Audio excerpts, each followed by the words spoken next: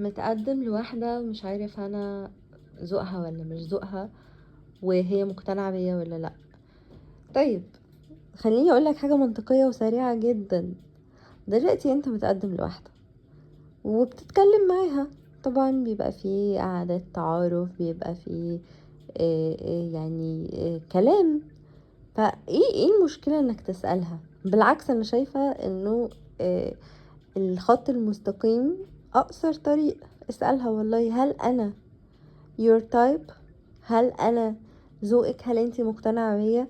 مش عيب، بالعكس دي هتحترمك لدرجة ان حتى لو انت مش ذوقها وهي مش مقتنعة بيك واهلها ضاغطين عليها، ممكن ترجع تبصلك بصة تانية. يعني ممكن لو كانت مقتنعة بيك 10%، السؤال ده يخليها تقتنع بيك 30%. هو انت فاكر هقولك 100%؟ لا اكيد مش سحر، هو يعني مش سحر ولا شعوذة، بس يعني اللي هو السؤال ده يخليها تشوفك انسان راقي، انسان عامل اعتبار لرأيها وارادتها.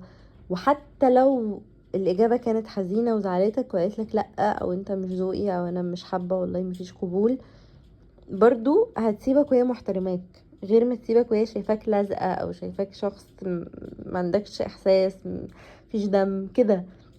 ف دي النقطة التانية، طيب انت مش عايز تسأل وعايز تستخدم ذكائك العاطفي. آه طبعا يعني احنا في زمن انت المفروض تركز في التفاصيل.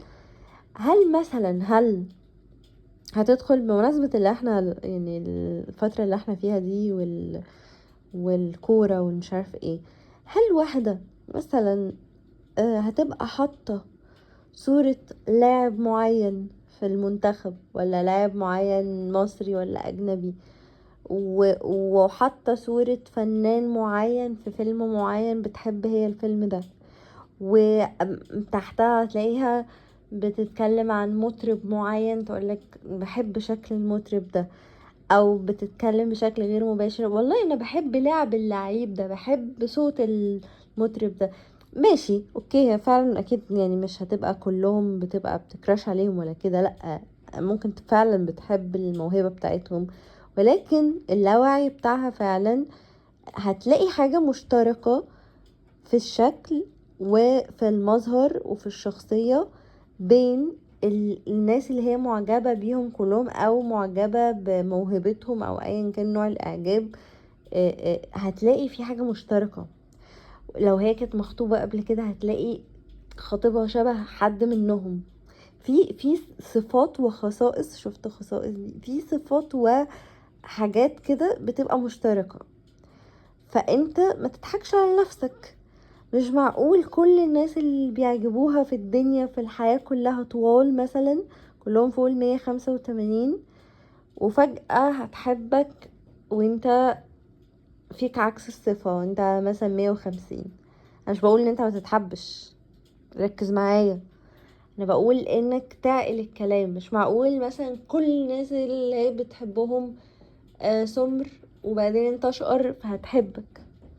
معقول طبعا مع العشرة والمعرفة قد يتغير رأيها، بس برضو اسألها، يسأل في ذلك البنت، هل هي مثلا غيرت رأيها عشان لقيت فيك ميزة مختلفة، ولا مفيش ميزة مختلفة في شخصيتك، ومفيش موقف ولا في حاجة تخليها تغير رأيها، وانت هتقنع نفسك ان لا ده انا الاستثناء؟